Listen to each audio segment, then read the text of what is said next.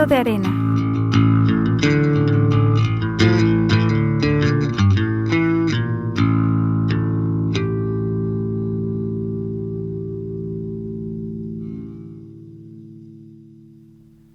Hola querida audiencia y bienvenida al episodio número 7 del Libro de Arena. Yo soy Eduardo Tena. Y yo soy Ana Arias y el día de hoy nos acompaña el doctor profesor Ramón Jerónimo Olvera, quien es maestro de la facultad. Sí, no, maestro de la facultad.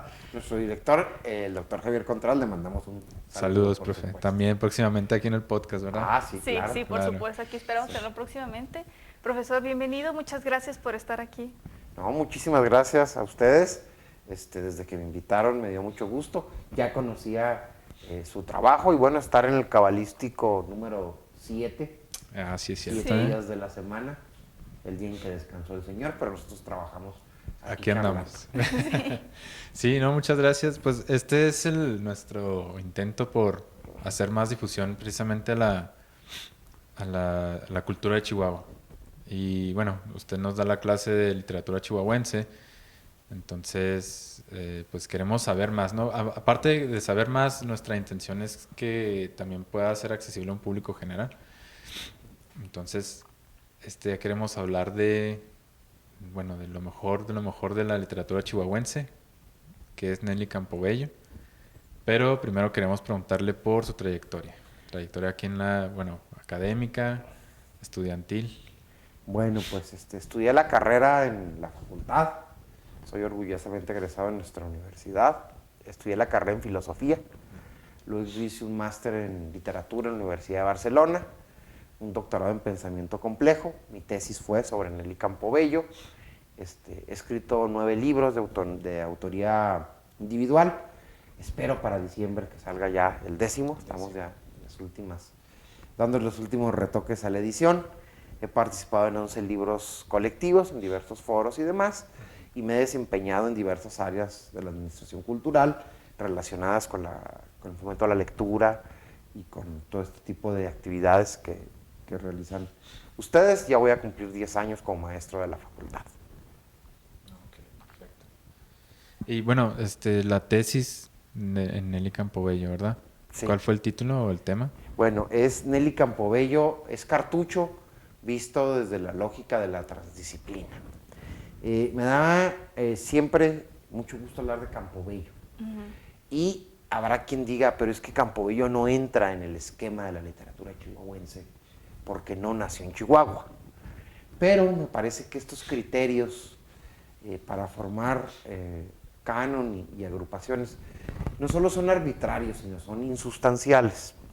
Porque al final de cuentas la gran obra literaria de Campobello se va a realizar en torno a temas chihuahuenses. Si bien la materia se llama literatura chihuahuense, me parece que el mejor marco es literatura regional, que se da en torno a esta región, en torno a esta cosmovisión. Y vamos a encontrar, y esto lo ven varios autores, que Campobello y Villa tienen varias semejanzas. Una de ellas es que ambos nacen en Durango, pero deciden de manera libre asumirse como parralenses, como chihuahuenses.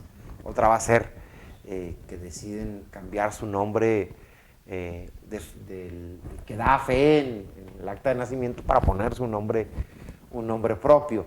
Entonces Campobello es profundamente regional y es profundamente chihuahuense por su tema, por su habla, porque supo entender y asimilar la región de su época, pero también Campobello es profundamente universal.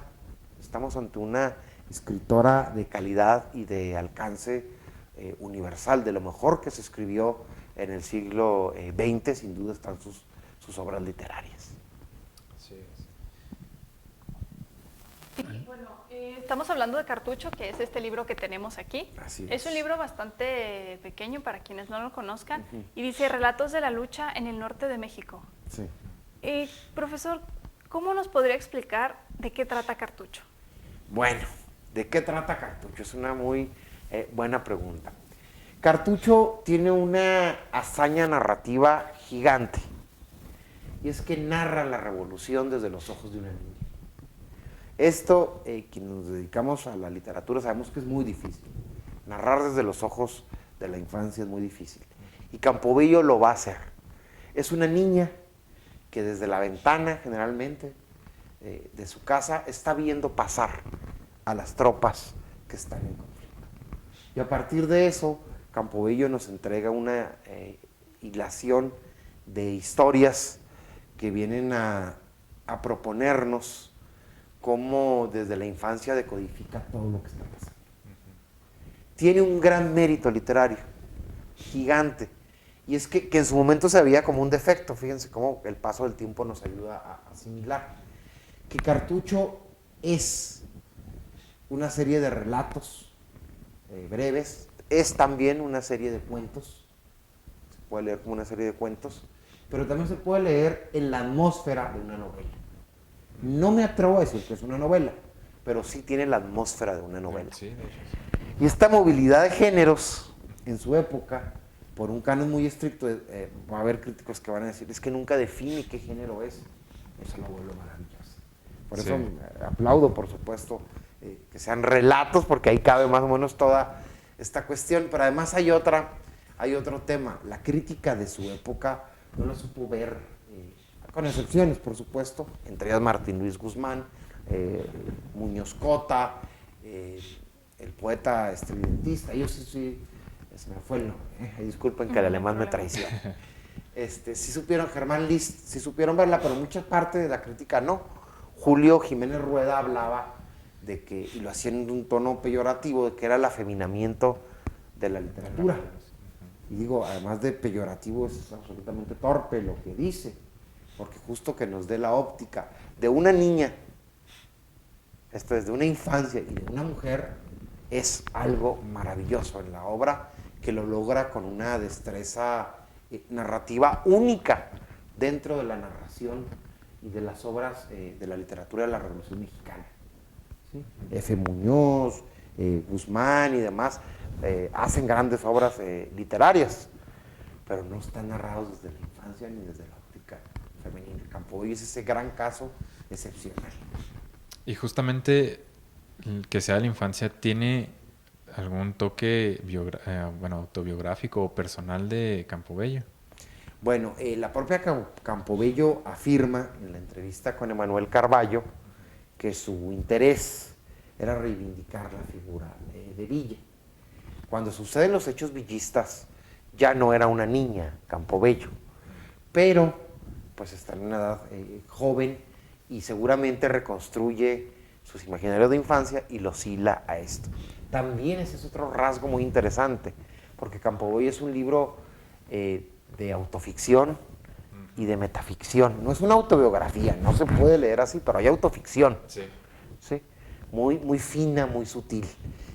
Al lado, y qué bueno que lo hicieron así, de Cartucho está el excelente libro que hicieron el maestro Jesús Vargas y la maestra Flor García Rufino, que es la gran biografía de Campobello. El trabajo que hicieron para reconstruir vida y obra de Campobello es ejemplar, es maravilloso.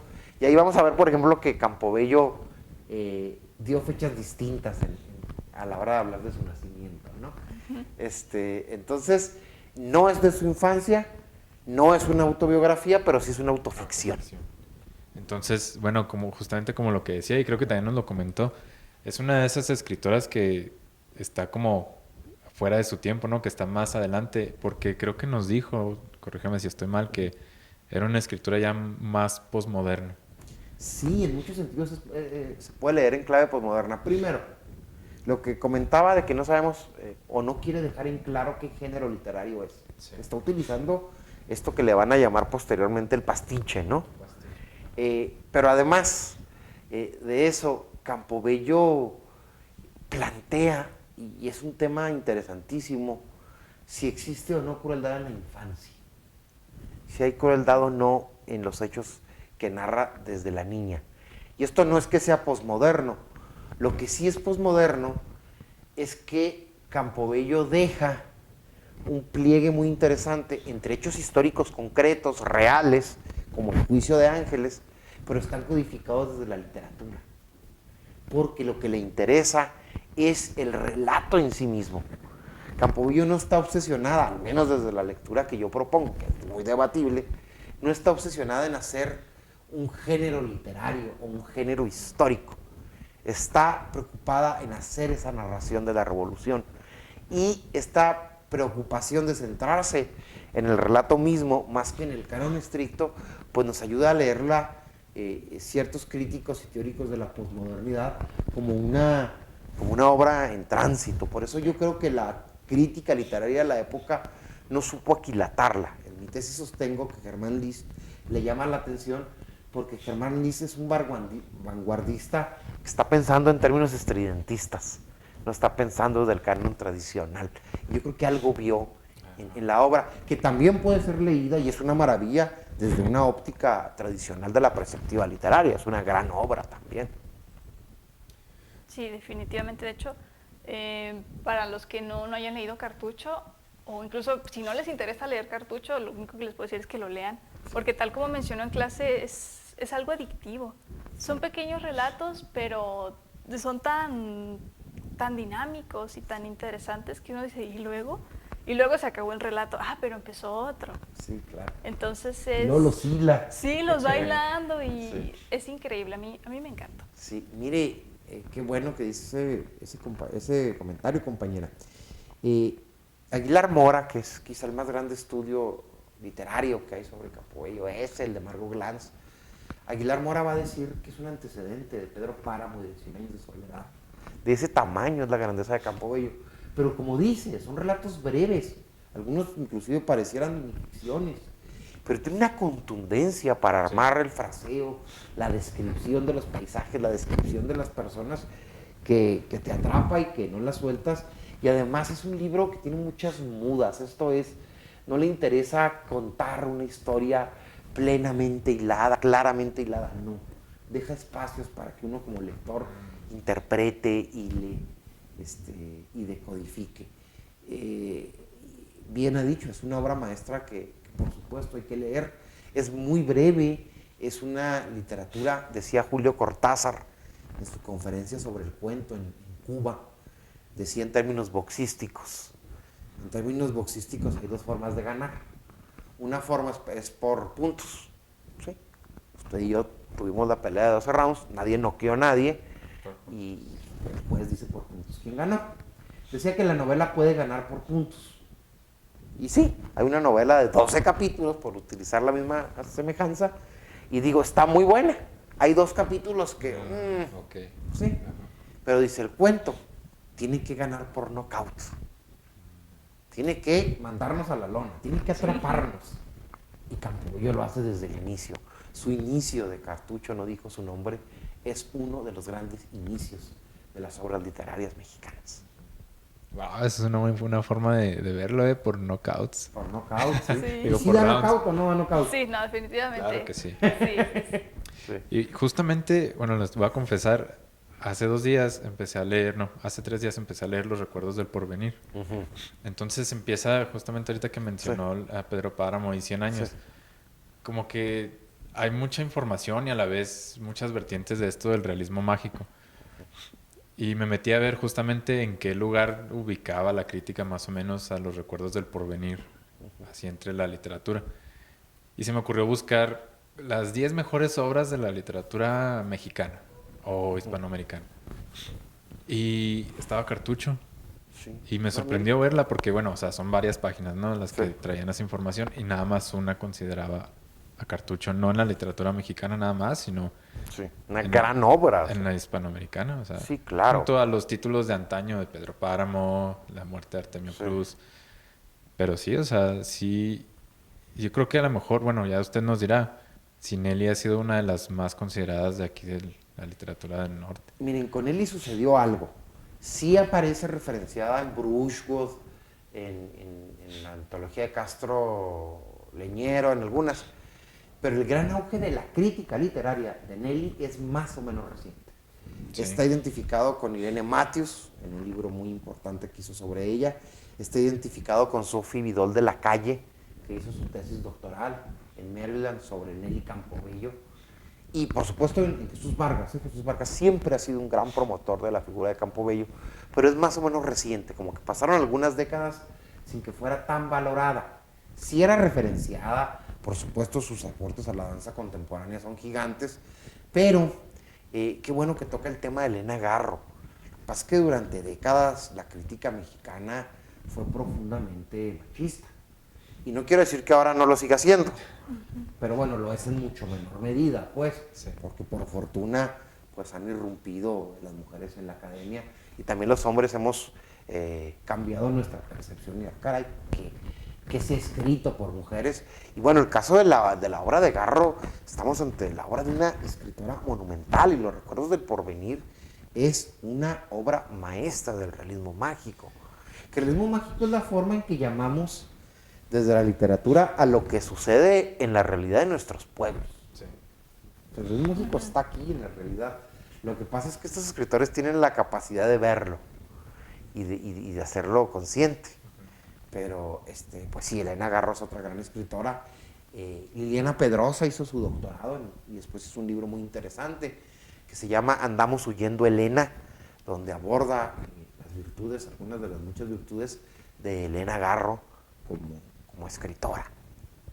Sí, también, fenomenal. Y bueno, justamente, pues sí, o sea, es lo que quería comentarles, sí ha sido muy revalorada de nuevo y qué bueno, nada más, Sí.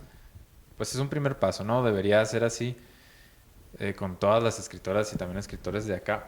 No sé si tenga algo que ver también, ya ve que de repente por ahí nos dicen de que no, pues es que la literatura, el centro de México. Sí. O sea, y ya para acá, para el norte, lo que solíamos decir también de repente, ¿no? Que acá empieza la carne asada.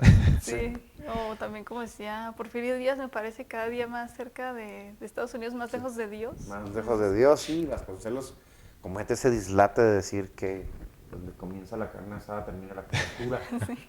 Siendo que asar la carne puede parecer muy fácil, pero No lo es todo es. un proceso. Sí.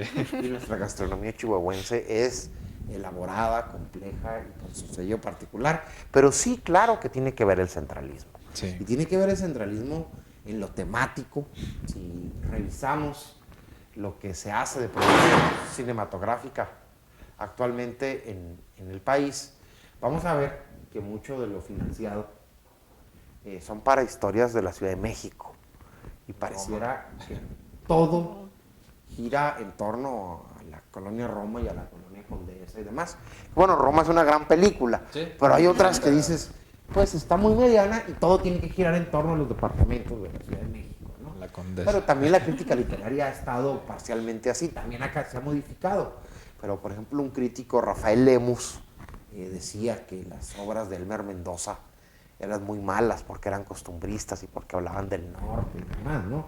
Siendo que las obras de Elmer Mendoza son muy buenas, hay una gran calidad literaria y nos demuestran en la crítica que hace Lemus que se lee muchas veces, no siempre, pero hay una tendencia a leer desde una óptica centralista, de que si pasa en los estados, de que si pasa en las provincias, no es tan bueno o no es tan importante. Esto, con internet, con los congresos, con la apertura académica que se da de ambos lados, pues ha ido mejorando, pero en el caso de Campobello y de las temáticas villistas, ojo, fue complejo. El tema de Villa y de la asimilación de Villa en la historia nacional no ha sido unívoco. Durante mucho tiempo Villa estuvo clausurado o parcialmente clausurado. El monumento a Pancho Villa, si lo revisamos, dice monumento a la División del Norte. Sí, por eso Campobello dice, yo quiero escribir cartucho con el fin de reivindicar a Villa. En mi opinión muy personal, eso pasa a segundo término. Es una gran novela que va más allá de reivindicar o no a Villa. Y bueno, ustedes que estudian literatura y ya muy pronto serán licenciada y licenciado, bien sabrán que la obra va más allá de las intenciones del autor. Sí. Sí. Claro. Profesor, normalmente cuando yo me topo a alguien que sabe de historia, yo le suelo preguntar, ¿qué fue la Revolución Mexicana en pocas palabras? Y las personas me suelen decir, mira, en pocas palabras fue un desastre. Sí. Entonces, yo le quiero preguntar a usted, no qué fue la Revolución en pocas palabras, pero Cartucho puede ayudarnos a definir mejor qué fue la Revolución Mexicana o cómo fue. Sí, nos ayuda a entender muy claro un proceso, la Revolución Mexicana, que nunca dice en qué año están sucediendo las cosas, pero por el marco de los hechos, es entre 1917 y 1920, donde Chihuahua y México están siendo invadidos por Estados Unidos para buscar a Villa, donde Carranza, importándole un comino, la soberanía nacional, les permite pasar con todo donde Villa está siendo perseguido tanto por Carranza como por el ejército norteamericano, y nos ayuda pues a tener este retrato, el juicio de Felipe Ángeles, un gran general, un gran personaje de la Revolución Mexicana, uno de los militares más cultos y letrados. Entonces sí nos ayuda a tener esta óptica histórica. No es propiamente un libro de historia, pero que no sea un libro propiamente de historia no quiere decir que no tenga sábila, que no tenga savia histórica, y la tiene, ¿no? Y sí, nos termina por acercar a la historia, pero desde la microhistoria, desde un hogar, desde los ojos de una niña, desde una madre que simpatiza con el villismo, podemos ver el macrocontexto en lo que estamos. La Revolución Mexicana no fue sino una guerra civil terrible, que inclusive los propios académicos discuten cuándo se le pone fecha. Hay quien dice que 1917, contrasentido que me parece gigante, porque quien promulgó la Constitución del 17 resultó asesinado. Entonces así como que, ay, se acabó con la Constitución del 17, no se acabó. No. Y luego también nos han hecho una idea muy maniquea, ¿no? O sea, bueno, no nos dicen con mucha claridad que Zapata estaba ya desesperado con Francisco y Madero, porque no llegaban las reformas sociales, porque Madero sí tiene su mérito, pero Madero se acotó a decir, se respeta el sufragio y que siga el modelo porfiriano tal cual. Eso no lo platican mucho. No. No, hay muchísimas cosas que no nos platican, y justamente es lo que estábamos platicando ahorita, ¿no? De cómo, o sea, cómo este tipo o sea, una novela, pues una obra nos hace incluso querer saber más de la historia, ¿no? O sea, cómo enseñar la historia, cómo hacerla no aburrida, pues. Hijo, ese es un gran reto. Sí. Yo creo que el primer gran reto es relacionar los hechos históricos que estamos estudiando con nuestro presente. El segundo gran reto es entender que la historia sí se expresa en los libros de historia, y claro que la historia tiene sus métodos y demás, pero que cuando vemos una película, un documental, una obra literaria, también estamos aprendiendo historia. La historia no es solo el hecho duro, frío, documentado, ¿no? Hay muchas cosas alrededor que nos ayudan a entenderla en su complejidad.